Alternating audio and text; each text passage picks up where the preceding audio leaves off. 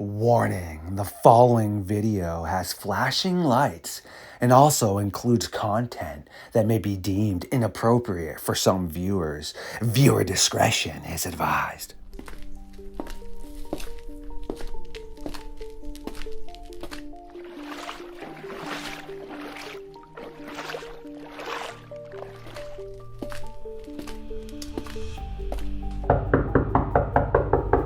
Bigfoot's Barbershop, aka Brian Barber, has once again found his way into the darkness of the fox den to awaken me from my slumber as we again go dogman and werewolf hunting.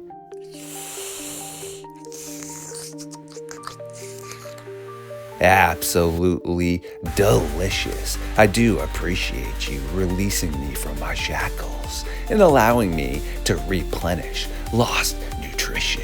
Without further ado, it is time for Bigfoot's Barbershop and Midnight Lycanthropy to take a walk into the madness.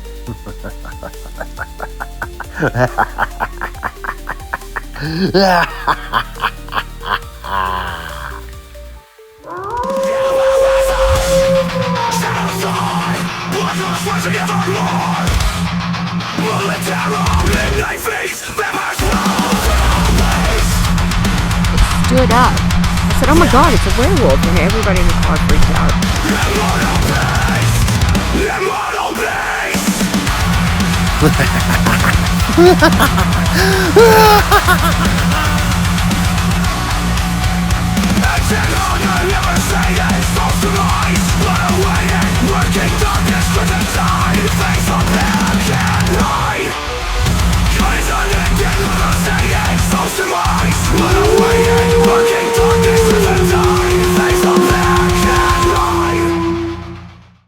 My creatures of the night, yes, once again, it is time for Mr. Barber from Bigfoot's Barbershop to team up with, of course, I, as we again go dogman and werewolf hunting.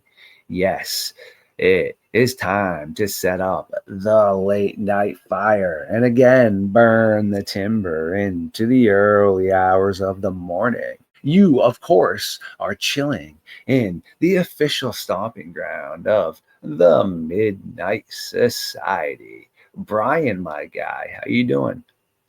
We're doing really good. We got a little co-host laying on my lap. We got Bear with us tonight. This is excellent. Recently, I don't know if it was you that came up with this or had presented this. You and I were together speaking to, I don't know if it was Amber.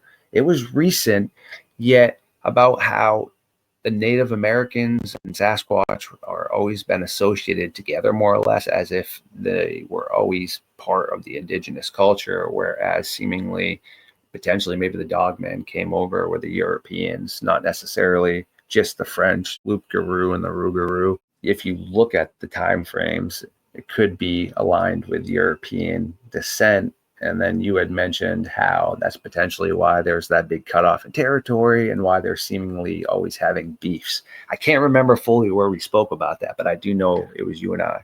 Yeah, I do remember having that conversation on here of the fact that, like you said, the Native Americans and Bigfoot have been associated. She brought up the fact of that they came over with explorers.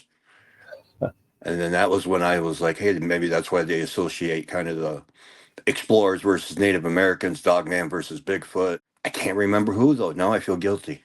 Yes, I'm with you. I do remember having that conversation, but they know we love them, which is why they were here. Yeah, because I had never even considered that. And it made so much sense that, because going back to werewolf is a Europe thing. Mm-hmm. So it makes sense that a variant, that kernel of truth probably came over with them. Right? That's what I'm saying. So I've definitely brought that up a few times now. The other night, yeah, Dave Scott, my guy, he invited me on to the late night good old spaced out radio, which was 12 a.m. East Coast time to 2 a.m., which I'm a creature of the night. No worries. It was a really good show. He's a huge Oilers guy. I'm a huge Bruins guy, so it was really good to You have to be send able me the to. link to that. Yeah, of course I will. It was a great show, but I had mentioned on there how you and I had spoke about that with one of our other great minds recently. Very cool. Glad the name is getting out there more and more. Yes, well, tonight to the audience, it was Mr. Barber that presented something very interesting. Yes, of course, we're going to be talking about aquatic dogman? Question mark. Whoa, pump the brakes. We don't fully mean mermaid style dogmen and dog women. Okay, we just mean in these cases, or at least the two I'm going to present. I haven't fully heard the one Brian's going to present. They are just using the water as if a bear would, or an otter, or potentially any sort of animal that goes in and out of the water, like an anaconda per se. Yeah, very bizarre stuff. This one was in between 2013 and 2015, and it was a gentleman who had been on Lake Superior. He was up near Grand Isle. There's a place called Picture Rocks in Michigan. So he was a well-seasoned fisherman, been on the lakes for decades, knew Lake Superior very well because of the fact that, Lake Superior is a really tricky lake because of how quick you can go from a beautiful sunny day to 12 and 15-foot waves in the blink of an eye. Mm-hmm. So when he's out and uh, fishing, because the salmon run happened to be particularly good that year, and as he's trolling around trying to look for a good spot, he's watching his fish finder, just enjoying the afternoon, and all of a sudden it's actually so boring that and beautiful that he just kind of gets lost and in the atmosphere of it all and kind of mind drifts away, and then he hears a beep on his fish finder. So that snaps his attention to it, and he's watching the fish finder and noticed that the mark was getting pretty big, which in Lake Superior there's rumors of huge lake sturgeon, 7-8 feet lake sturgeon. And for sturgeon, that they can actually get that big. They can actually get, the white sturgeon can get up to 20 feet. Yep. So there's some huge fish. And his heart started pounding because he thought maybe he was going to hook into it, one of those rumored great white sturgeons and get himself a record, or maybe a huge muskie, which he wasn't equipped for either of them with his fishing rod. But as he's watching the finder, it was almost too big, and all of a sudden, something he can see a shadow coming toward the boat. Something gave his line just one big yank and let go. And as the shadow continued toward his boat, he saw what appeared to be what he could only describe as, it looked like pointy ears sticking out of the water. And whatever this was, as it swam by, to him, it looked like huge shoulders that he could identify for sure, the two ears sticking out of the water, and what appeared to be almost like I'll say seal-shaped head because it looked like it had a muzzle, but obviously Lake Superior doesn't have seals. As that thing swam by, it never did surface, but he estimated it to be somewhere between 7 and 8 feet long and massive shoulders. It was incredibly wide, and it just continued to swim off. And as it got a little further in front of the boat, the ears actually went under the water, and he never did see where it came up. He spent the rest of the afternoon actually trolling and kind of trying to find that because he wanted to know what it was. So he continued the rest of for about an hour or so, and then he lost his nerve, and he put the boat on the put it up and went about his business for the day. And to this day now, he still can't drive by like a patch of woods and not get a little jumpy because And when he's out on the water, he's constantly looking for those dark shadows to see if he can possibly see it again. Again, half hoping he does so he can finally understand what it is. And half hoping he doesn't because he doesn't want to understand. So we have what appears to be some type of swimming canine that gave that lion a yank to get his attention for some reason. Bizarre stuff for sure. Do you know how far away from land he potentially was? Was there any sort of land in sight at all, or was he pretty deep out? He wasn't too far out. He was near Grand Isle, which is in between Picture Rocks and the island Grand Isle. Okay. So it literally could have been swimming from shore to shore. He'd heard a wolf swimming. He'd seen a bear swimming, across small lakes. Okay. There are a lot of records of wolves crossing the Great Lakes when they're frozen over and swimming short distances. So that was Okay. kind of what his thought was a bear at first, but he couldn't explain the ears then because of the pointy ears. Makes sense. That's super creepy. The reason I asked too is just to get an understanding, but that's how Kodiak Island brown bears slash grizzly bears became not a separate species, but they are very different than any other brown bear because they've been isolated there for so long. This makes me think there is a really awesome theory from the understanding life would have started first in the ocean with the microbacterias because there was no land at points in time, right? The whole entire planet used to be pretty much submerged until volcanoes erupted and land was formed. All right. So, yes, everything started in the ocean before it came onto land. Well, let's just scramble our brains for a second and think humans or our ancestors per se, what if we evolved in the ocean first and then came to land? So some of us stayed in the ocean and others came to land, no different than what happened with arthropods that came out of the ocean and other animals that evolved. Yeah, I mean, that's where, the whole mermaid theory would make sense if you go for the ocean evolution.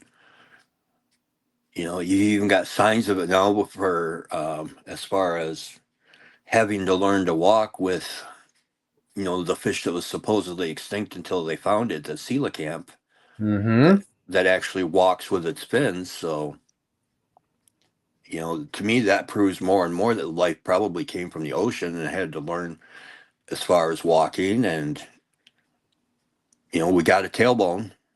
What's Mm-hmm. the purpose of that? Did it just shrink because, as evolution went, we weren't using it anymore? Mm-hmm. So, is it necessarily a primate tail? Who's not necessarily? Who knows? It's an educated guess at that point. Messed up right there. Well, I got two interesting encounters for you as well that fall into line with what you had just mentioned. Both of these have occurred in the past 10 to 15 years in Canada. The first one involves a younger couple that was camping. They went down to the shoreline by the ocean to potentially just check it out, maybe do some fishing, hang out for a bit. As they were down and approaching this area, they heard some splashing. They looked over and saw what looked to be, in their words, a werewolf rummaging around in the water that was about up to its knees. They assumed looking for clams or something to feed on. Once noticing this couple, this creature threw a rock at them before diving off into the water. This couple said the next time it popped up out of the water and then was walking up onto this island over across from where they had seen it, and then it disappeared into the dense brush. That's crazy. The fact that it chucked a rock, that takes hands.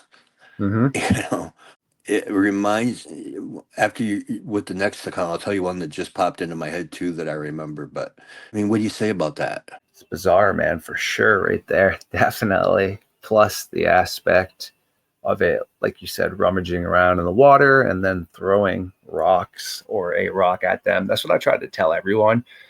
I believe dogmen are smart enough to realize people go out looking for Bigfoot as well. And I think they do some of the behaviorisms that they pick up on, meaning they'll bang on trees, they'll chuck rocks, they'll mimic sounds. And I think they do this to encourage people to come, hey, hang out with this Sasquatch, because the majority of people are trying to have an encounter. And I feel like they're not realizing they're walking into a Dogman encounter, because time and time again, I hear about them with their articulated hands, throwing rocks, throwing branches, bending trees, all kinds of things. I'd heard the bending trees, but the rock thing, it makes sense though if you really think about it, because of the fact, I mean, dogs are smart, and I think dogmen are even smarter. And if they figure out, you know, happen to be watching a Bigfoot who bangs on a tree and then people scatter, or chuck a rock and people scatter, Mm-hmm. hey, this is a way to get the little funny hairless people out of here. Watch this. Yes, and that would tie into them almost potentially having a little bit of humor when they troll people too, you know? Yeah, because there's so many reports of them. Seems like they enjoy taunting people. You hear about them, give them an evil sly grin and Mm-hmm. smiling. There was, it was in the middle of the UP, and a guy and a girl, the guy wanted to hook up. So he took this girl to one of his favorite camping places, and it was pretty remote, someplace that he had found. Uh, it was on a very small lake, and if I had my laptop, I'd be able to find it. But anyway, and so he and the girl, they get to the spot later than they wanted to. It's pushing dusk, so they get the tent set up, they get the fire, and then all of a sudden they hear something splashing in the water, and they look, and out walks this 3 or 4 foot tall, you soaking wet, dog looking being, but it's walking on two legs. And literally just has its head down, stands at the shore, shakes itself off, and walks within 5 feet of their camp. And they're just staring in disbelief at this point, because they're trying to figure out, what the heck is that? Is that a black bear? What is it? Because it walked on two legs. And while they're staring, all of a sudden they hear a bigger splashing and look, and one that was 6 to 7 feet tall did the same thing.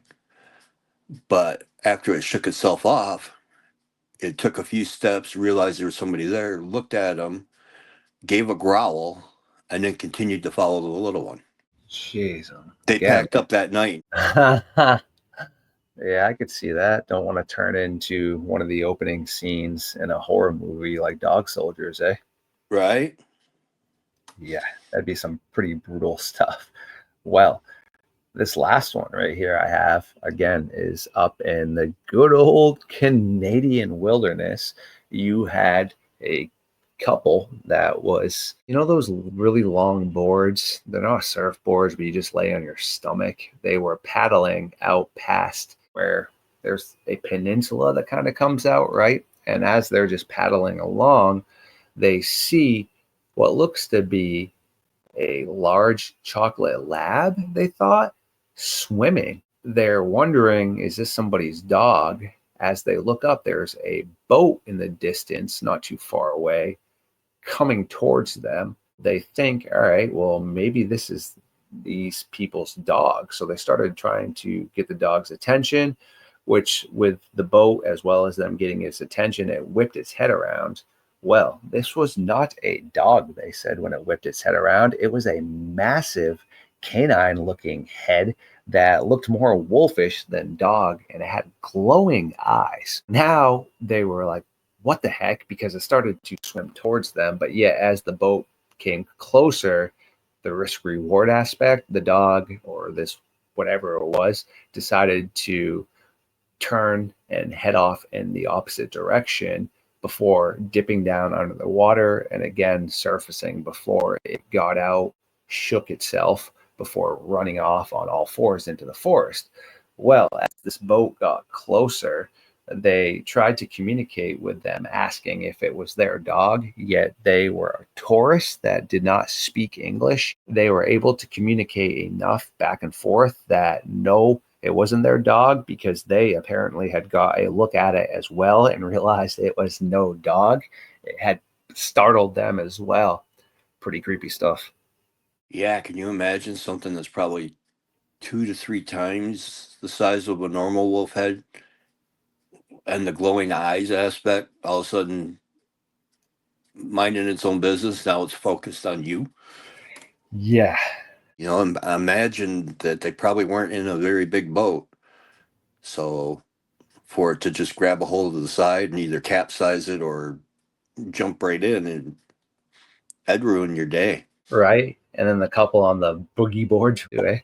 Oh, that's right. You said boogie boards. I forgot about that. I was thinking boat. The other group of people came in on a boat. Yes, it was like a family, but the original couple was on the boogie boards until the other boat came over.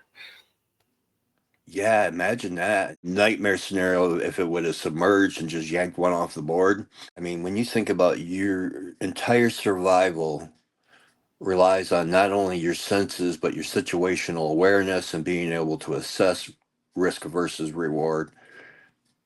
I mean, you're going to get pretty darn good at it. Otherwise, you're not going to be out there too long, you know. If they live to be an adult, they're not stupid. So the stupid ones get, Caught. picked off early. So,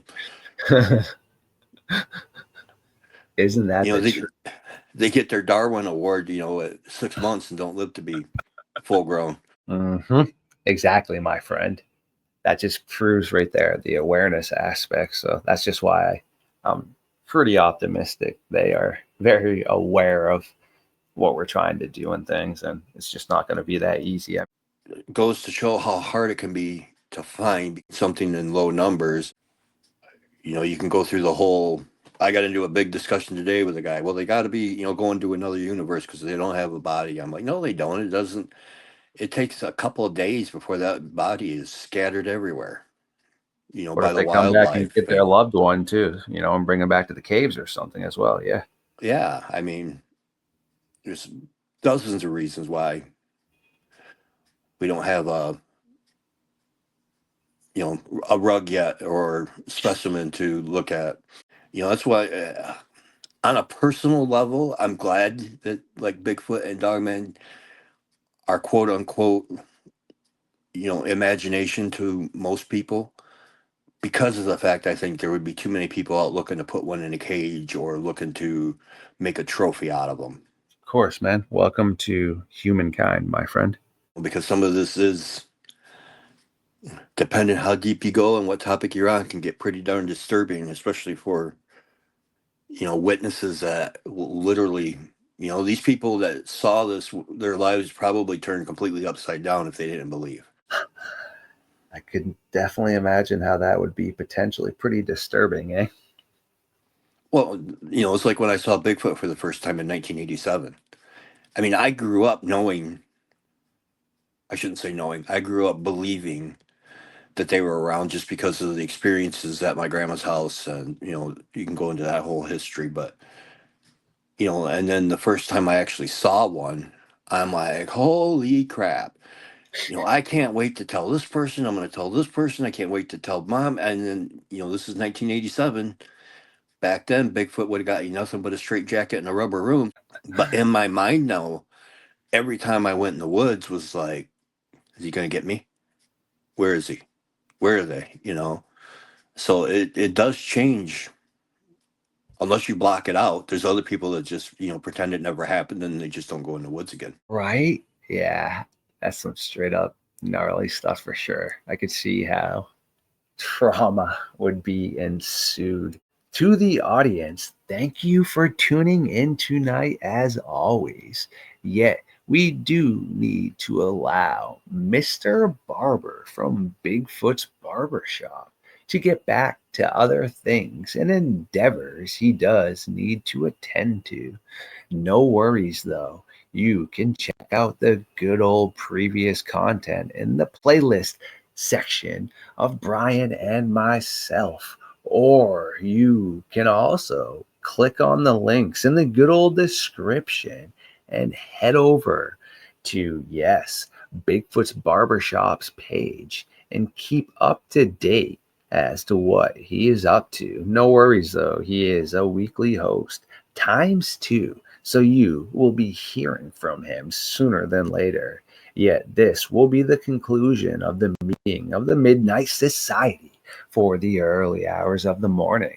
Thanks for hanging out tonight, man. I appreciate you. Oh, no, my pleasure.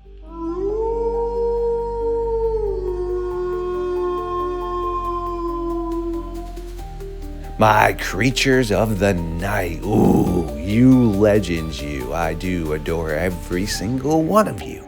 And thank you for hanging out tonight. Please like, comment, subscribe, share the truth to the algorithm. And remember, there are things that go bump in the